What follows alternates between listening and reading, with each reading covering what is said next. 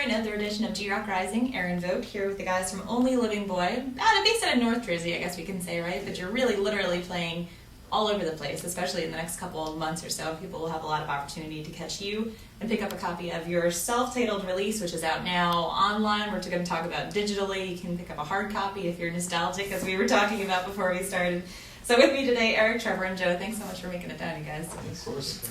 So you guys have played together for some time. You have serious chops between the three of you as musicians, and it's a band title, band name. I don't always ask the story behind it, or the significance, I should say, but Only Living Boy, being a huge Garden State fan myself, loving the soundtrack, loving the movie that Zach Braff did and his ties to New Jersey.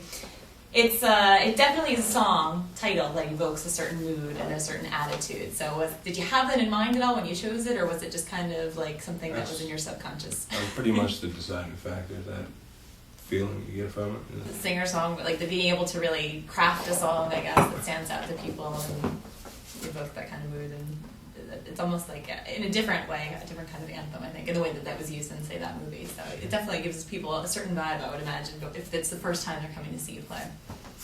Yeah, I mean, we don't sound too much like...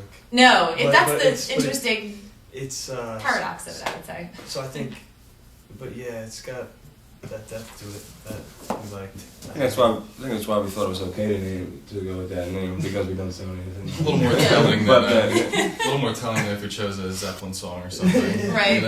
Yeah, it's still kind of an offbeat choice in a sense, even though the song kind of gave it an extra life or an extra push. So the album, you decided to go the route of doing the digital and the CD, which was that just a natural choice for you guys? Did you spend a lot of time figuring how you were going to get your music out there? And do you think you're going to change it up a little bit in the future? For a little while, we were thinking about vinyl drop carding and different options like that. But just the way technology's going right now is an obvious choice that you had to do digital on the internet, and hard copy CDs for us was just convenient right now. I think in the future it's fun to play around with, because we could do anything with it, Mm-hmm. Like you're saying, USB drives and There's God knows what. Earrings with those songs in them.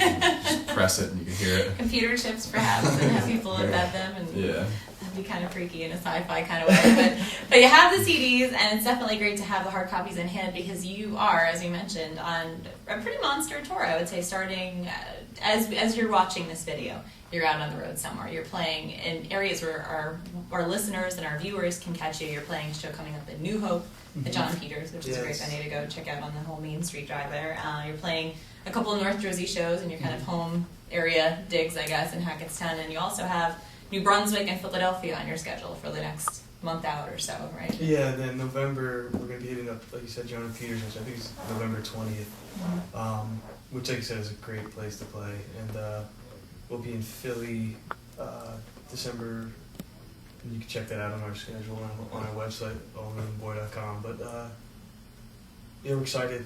Touring this month. We've been touring off and on since we released. Went out to Chicago and Detroit and up north.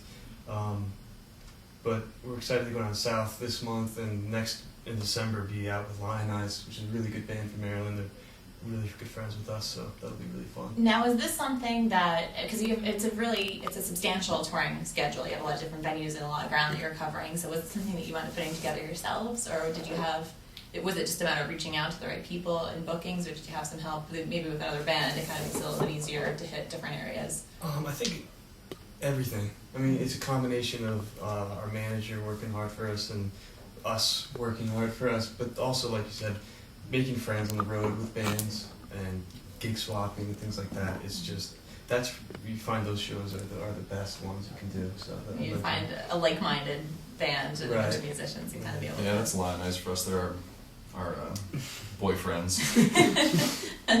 our platonic boyfriends in music, I guess you could say. That makes it all understandable.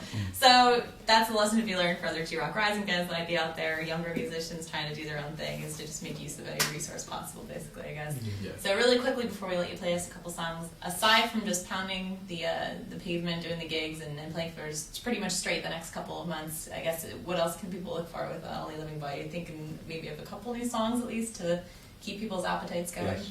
In the near future, yes. Okay. And people Single at least, yeah. go to the website for that? Which is? Yes.